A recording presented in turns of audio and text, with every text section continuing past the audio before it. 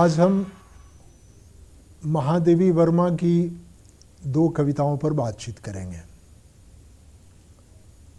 महादेवी वर्मा आप जानते हैं कि छायावाद के 4 प्रमुख कवियों में से एक है। महादेवी वर्मा का अपना स्थान है, उनका अपना काव्य स्वर है, उनका अपना ढंग है और उनकी अपनी जगह भी है। महादेवी वर्मा के बारे में कहा जाता है कि वे आधुनिक मीरा हैं। आधुनिक मीरा जब कहा जाता है तो इसके मूल में नारी की, जो मध्यकालीन नारी का दर्द मीरा की कविता में बोलता था, वह आधुनिक काल में किस तरह से महादेवी की कविता में बोलता है, इसकी ओर संकेत है।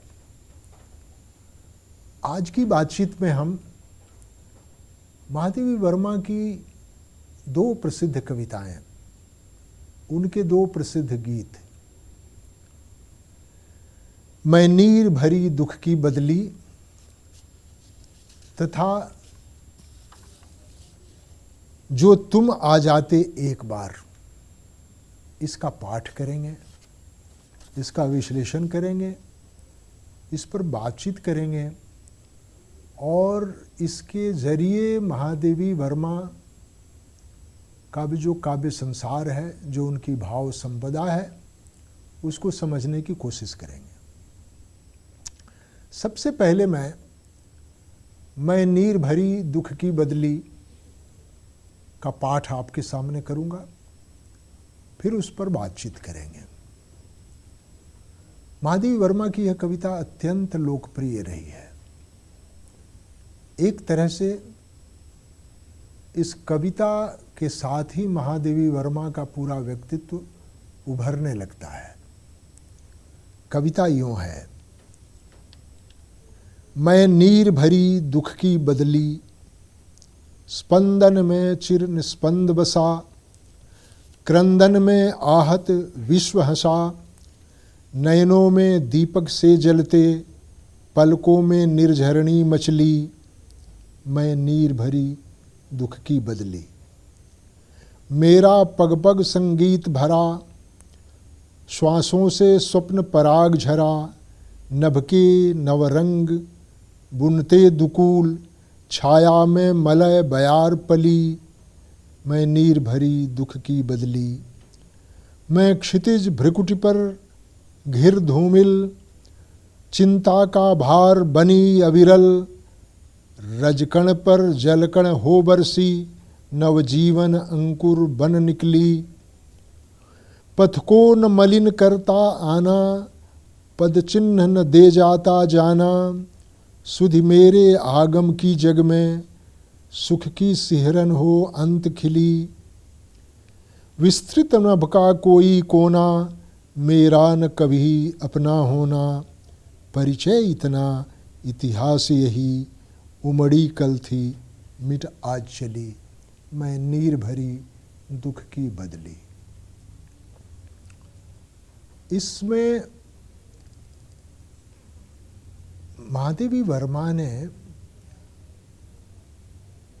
बादल को, बदली को प्रतीक बनाया है और उसके माध्यम से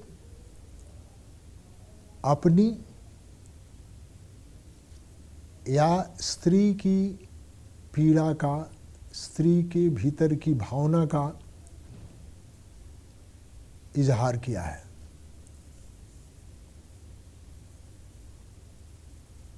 बादल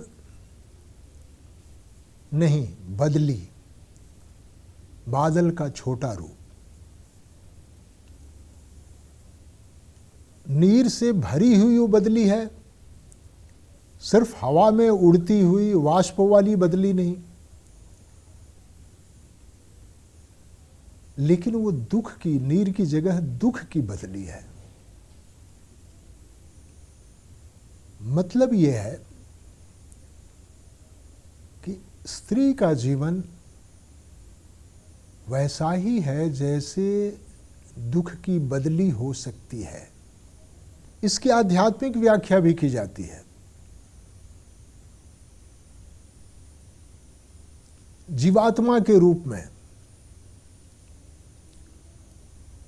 और जीवात्मा जैसे आती है परमात्मा से अलग होकर इस दुनिया में, और कुछ दिनों तक अपने खेल दिखाकर, जैसे बदली अपने खेल दिखाकर उमड़ घुमड़ कर मिट जाती है, वैसे जीवात्मा भी समाप्त हो जाती है।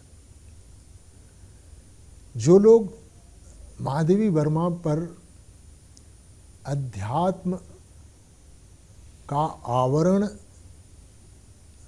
चढ़ाकर बातचीत करते हैं या छायावाद में रहस्यवाद ढूंढते हैं, वे लोग इसकी व्याख्या आत्मा और परमात्मा के संबंध में भी करते हैं। लेकिन जो लोग कविता को परोक्ष रूप से स्त्री जीवन के ही दुखों, उसके जीवन की दुखों की और जीवन की गाथा मानते हैं, उसी की अभिव्यक्ति मानते हैं, वो मानते हैं कि विभिन्न प्रतीकों के जरिए, उपमा के जरिए, विभिन्न बिंबों के जरिए महादेवी वर्मा ने स्त्री जीवन को ही विभिन्न तरह से चित्रित किया है, और उसके भीतर के जो अंतर्विरोध हैं, उसकी जो पीड़ा है, उसके जो दुख हैं, उसको सामने लेकर आई हैं।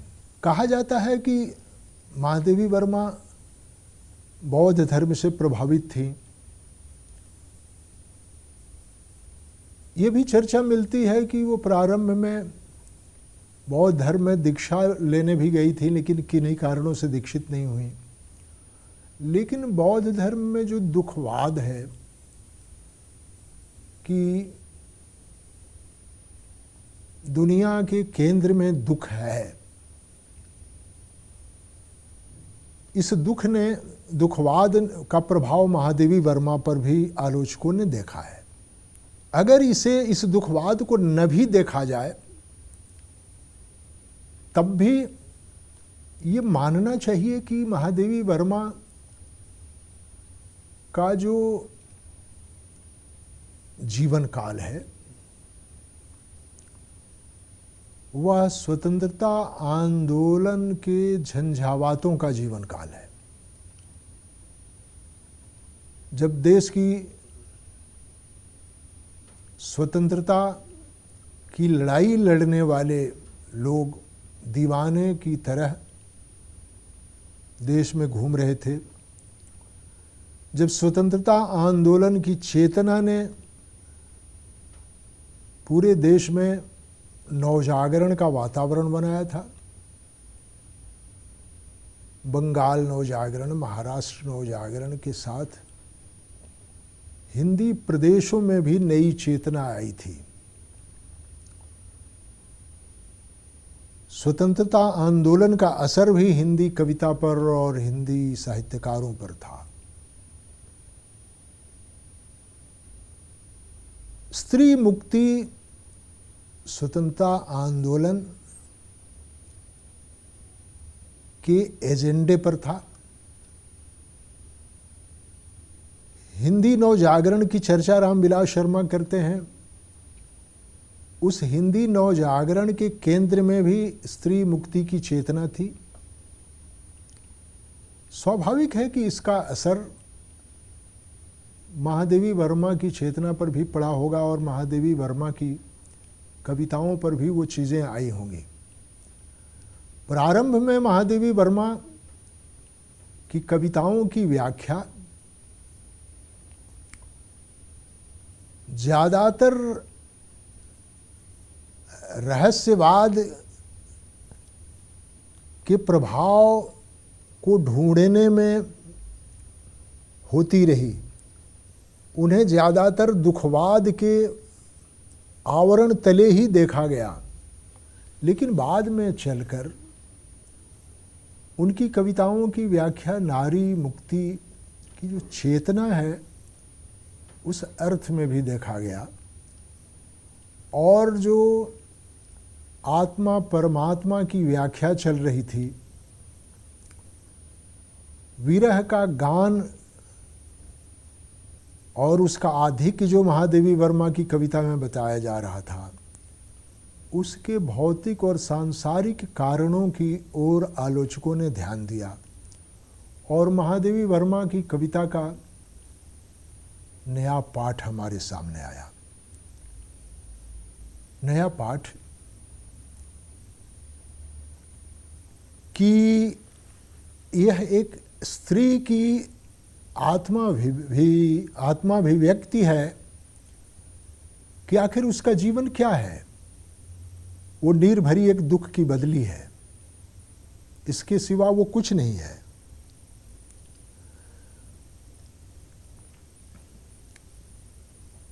रहस्यवाद देखने वाले लोगों ने इसकी व्याख्या की कि ये जो स्पंदन है जीवात्मा का, वो एक समय उसे निस्पंद हो जाना है। इस स्पंदन में निस्पंद भरा है, और जो हम जन्म लेते हैं उसके साथ जो क्रंदन है, और उस क्रंदन को सुन करके जो दुनिया हंसती है कि नए का जन्म हुआ है, उसे एक दिन समाप्त होना है।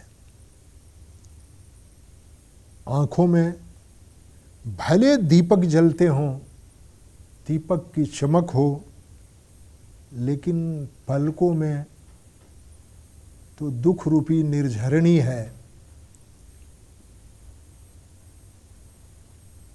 मेरा पग पग संगीत भरा, श्वासों से स्वप्न पराग झरा, नभ के नौ रंग बुनते दुकूल, छाया में मलय बयार पली। हमारा जीवन क्या है? एक स्त्री का जीवन क्या है? उसमें संगीत है, हर पग में संगीत भरा है। श्वासों में स्वप्न हैं, स्वप्नों के पराग झर रहे हैं।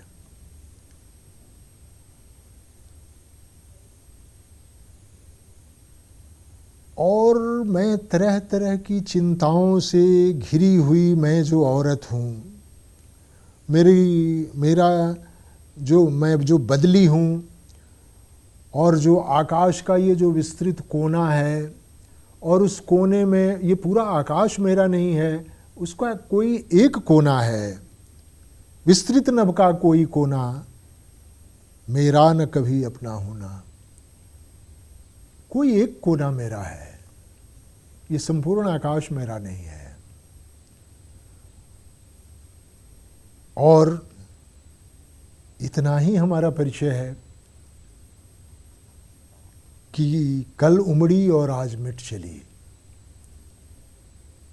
यानी नश्वरता ही इस जीवन का नियम है। लेकिन इस नश्वरता वाली जो व्याख्या है, उस व्याख्या से इतर स्त्री जीवन में दुखों का जो लगातार सघन होते जाना है और जीवन भर बने रहना है, बदली की तरह बनना है और फिर मिट जाना है। ये स्त्री जीवन की त्रासदी है। और इस त्रासदी को महादेवी वर्मा इस कविता के जरिए हमारे सामने लाने की कोशिश करती हैं। इसकी रहस्यवादी व्याख्या की जाए, आध्यात्मिक व्याख्या की जाए, जीवात्मा और परमात्मा के रूप में की जाए, कि इस बदली का होना, उसका उमड़ना घुमड़ना, उसका फिर मिट जाना और फिर उसी चिरंतन सत्य में मिल जाना, ये इसकी आध्यात्मिक व्याख्या होती रही है और होगी। लेकिन इसकी एक व्याख्या यह भी होती रही है कि भारतीय नवजागरण जो है, हिंदी नवजागरण है जो है, उससे, उसके गर्भ से पैदा हुई स्त्री मुक्ति की जो चेतना है, उस चेतना का असर महादेवी वर्मा पर भी है और उनकी कविताओं पर भी है। और महादेवी वर्मा स्त्री जीवन के दुखों को, स्त्री जीवन की पीड़ा को प्रतीकों के जरिए, उपमा के जरिए हमारे सामने लाने का प्रयास करती हैं।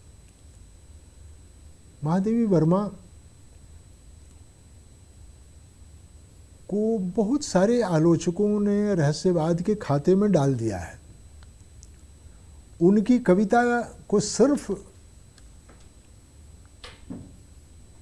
विरह की वेदना के दायरे में ही रखने की प्रवृत्ति भी किसी ज़माने में खूब थी। बाद में रामविलास शर्मा जैसे आलोचकों ने उस विरह के पीछे का जो यथार्थ था, जो सामाजिक सच्चाई थी, उसे खोलने का प्रयास किया और उसका विश्लेषण करने का प्रयास किया। और जिसे रहस्यवाद कहा जा रहा था, उसे उन्होंने बताया कि असल में स्त्री अपने प्रेम को, अपनी वेदना को, अपने राग को या अपने विराग को उस तरह से प्रत्यक्ष नहीं गा सकती है या गा सकती थी उस ज़माने में, जिस तरह से एक पुरुष गा सकता था। इसलिए महादेवी की कविताओं में जो परोक्ष सत्ता ढूंढने की कोशिश होती है, किसी परोक्ष सत्ता के प्रति जो समर्पण देखा जाता है, वह परोक्ष सत्ता कोई लौकिक आकर्षण भी हो सकता है और लौकिकता के प्रति वो कवित्री का समर्पण भी हो सकता है। इस दृश्य से भी महादेवी की मैं नीर भरी दुख की बदली जैसी कविताएं या दूसरी कविताओं की व्याख्या होती रही है। तो महादेवी वर्मा की यह जो कविता है, मैं नीर भरी दुख की बदली, इसकी व्याख्या अगर आत्मा परमात्मा और रहस्यवाद और रहस्य के झीने आवरण के बीच अगर की जाएगी तो इसकी परिणति दूसरे किस्म की होगी। लेकिन जब हम इसे स्त्री जीवन की पीड़ा की अभिव्यक्ति के रूप में देखेंगे और देखेंगे कि ये पीड़ा प्रतीकों में व्यक्त हो रही है, उपमा के जरिए व्यक्त हो रही है या बिंबों के जरिए व्यक्त हो रही है, तब हम देखेंगे कि ये असल में ये कविता यथार्थ संसार की ही देन है। उस ज़माने में स्त्री को जितनी स्वतंत्रता थी, उस स्वतंत्रता के बीच जो उसकी सामाजिक हैसियत थी, उस सामाजिकता के बीच वह जितना कह सकती थी प्रत्यक्ष रूप से, उतना कहती थी। जो जिसे कहने की एक तरह से सामाजिक मनाही थी, उसे वो परोक्ष रूप में कहती थी। इसीलिए प्रतीक आए, इसलिए उपमाएं आईं और इसलिए महादेवी वर्मा की कविता में एक परोक्ष सत्ता भी दिखाई दी, जिसका नाम दिया गया परमात्मा, अलौकिक सत्ता, अलौकिक आकर्षण। महादेवी वर्मा की कविता में यह जो अलौकिकता के प्रति आकर्षण है, अलौकिकता के प्रति जो संबोधन है, वह दरअसल स्त्री का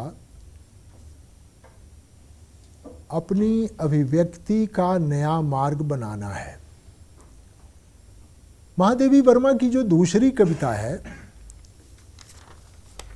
जो तुम आ जाते एक बार,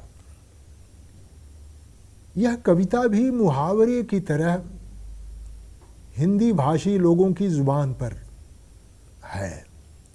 जैसे मैं नीर भरी दुख की बदली, यह भी मुहावरे की तरह हिंदी भाषी लोगों की जुबान पर है। किसी भी कवि के लिए बड़े सौभाग्य की बात है कि उसकी कविता मुहावरे की तरह लोगों की जुबान पर आ जाए। महादेवी वर्मा इस अर्थ में सौभाग्यशाली कवित्री हैं, रचनाकार हैं कि उनकी कविता लोगों की जुबान पर आई, लोगों ने इसे पढ़ा, लोगों ने इसे गाया, और आज भी महादेवी जी की कविताएं उसी तरह लोकप्रिय हैं जैसे किसी ज़माने में थी। महादेवी वर्मा के बारे में एक अद्भुत बात कही है कथाकार दूधनाथ सिंह ने।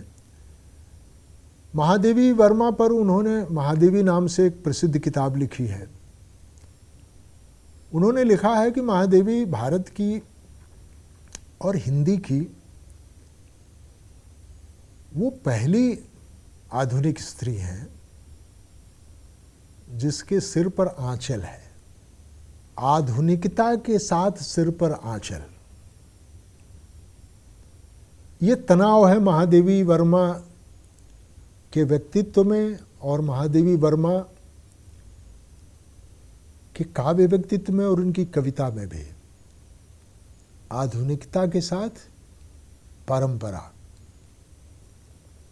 आधुनिकता के साथ भारतीय रंग ढंग, यानी वो आधुनिक भी हैं लेकिन उनके सिर पर आंचल है। उनकी आधुनिकता वैसी आधुनिकता नहीं है जिस आधुनिकता की मांग बहुत बाद के वर्षों में, इधर के वर्षों में स्त्री विमर्श के तहत होने लगी थी। महादेवी वर्मा स्वतंत्र व्यक्तित्व की स्त्री की कामना करती है और उसी कामना का परिणाम है जो तुम आ जाते एक बार। ये तुम कौन है? महादेवी वर्मा की कविता में एक केंद्रीय प्रश्न है। जैसा कि मैंने पहले कहा कि इसकी आध्यात्मिक व्याख्या भी होती रही है कि ये तुम प्रियतम है और ये प्रियतम परमात्मा है, इष्ट है। लेकिन ये तुम कोई लौकिक सत्ता भी है, यह व्याख्या भी होती है। वो गोपन है, वो ऐसा प्रेम है जो गोपन है। गोपन क्यों है? तो समाज में यही प्रथा है कि आप खुलकर प्रेम नहीं कर सकते। तो जिस समाज में खुलकर प्रेम करने की छूट न हो, प्रेम करने की मनाही हो, जिस समाज में, उस समाज में प्रतीक आते हैं। अध्यात्म का झीना पर्दा भी आता है, उसका आवरण भी आता है, उपमाएं भी आती हैं। स्वाभाविक रूप से महादेवी जी के यहाँ भी है वो। महादेवी जी का जैसा जीवन रहा है आप जानते हो, तो आपको मालूम होगा कि उन्होंने पारंपरिक जीवन का वर्णन नहीं किया। शादी हुई, वो पति से स्वीकृति लेकर अलग हो गई क्योंकि उन्होंने जीवन के लिए अलग मार्ग चुना। वो गांधी से प्रेरित हुई, बालिका विद्यापीठ चलाने लगी। जो एक पारंपरिक स्त्री का जीवन हो सकता था, पति, बाल बच्चे घर गृहस्थी, उस तरह के परंपरित जीवन से उस जमाने में 20वीं शताब्दी के पूर्वार्ध में उस परंपरित जीवन से मुक्त होकर एक स्वतंत्र चेता स्त्री का जीवन जीना एक बहुत बड़ा कदम था किसी भी स्त्री के लिए। और वह भी हिंदी प्रदेश में, उत्तर प्रदेश जैसे सामाजिक चेतना की दृष्टि से पिछड़े समाज में, लेकिन महादेवी वर्मा ने वह जीवन जिया। और प्रत्यक्ष रूप से वो भले स्वतंत्रता आंदोलन में नहीं गई हों, लेकिन गांधी जी के मूल्यों आदर्शों को लेकर वो जीती रही। यह जो कविता है, जो तुम आ जाते एक बार,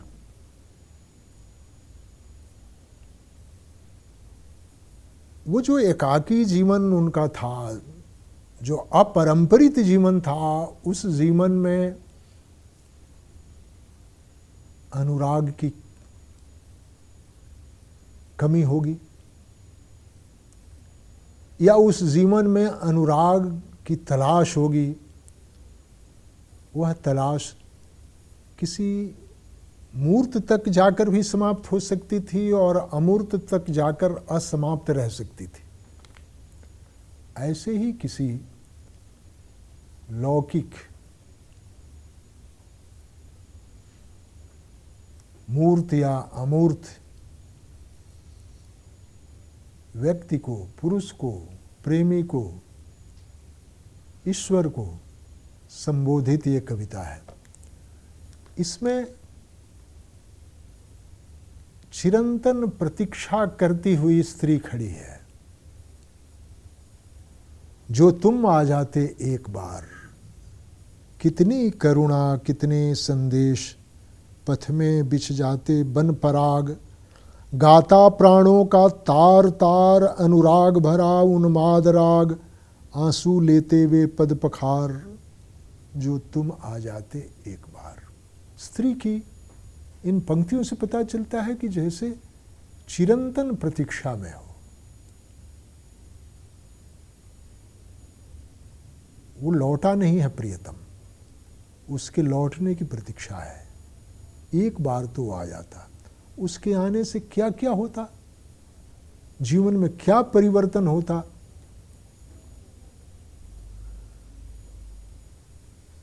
कितनी करुणा, कितने संदेश पथ में बिछ जाते वन पराग।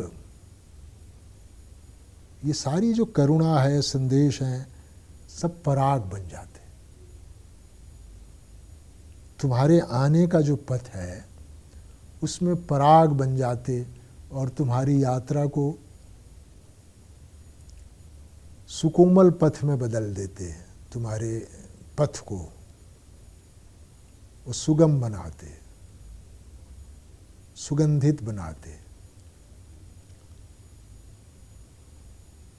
गाता प्राणों का तार तार अनुराग भरा उन्माद राग, आंसू ये लेते पद पखार।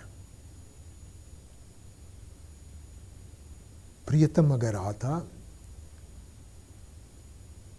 तो इस शरीर में जो सांसें हैं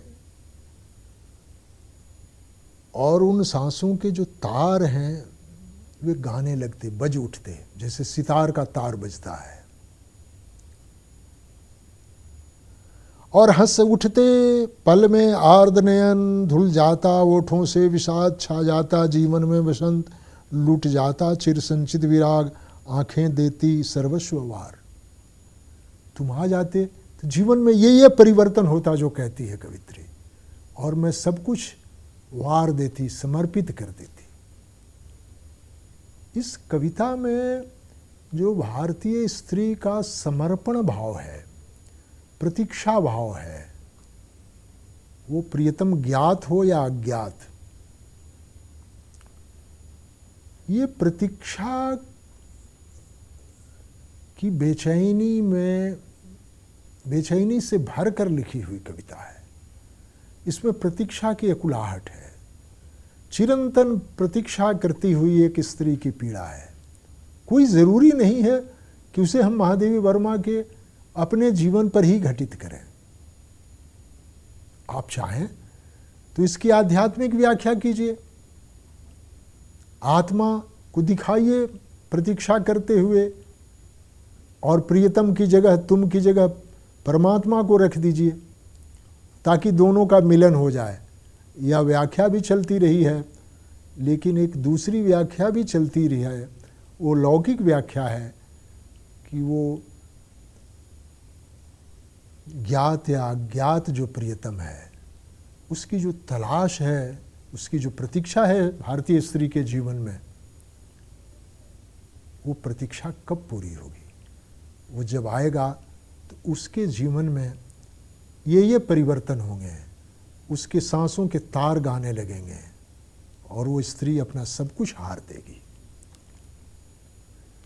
कुल मिलाकर यह कि महादेवी वर्मा का यह गीत हो या नीर भरी दुख की बदली, उसमें स्त्री जीवन के दुखों की गाथा है। इस गीत में उसी दुख का एक दूसरा पहलू है, स्त्री जीवन में प्रतीक्षा का होना, प्रियतम का इंतजार, वह इंतजार की पीड़ा और इंतजार के बाद उसकी प्राप्ति की कामना और उसकी खुशी है। आपने ये दोनों कविताएं सुनी और पढ़ी और आपसे बातचीत में मैं शरीक हुआ। आपका शुक्रिया।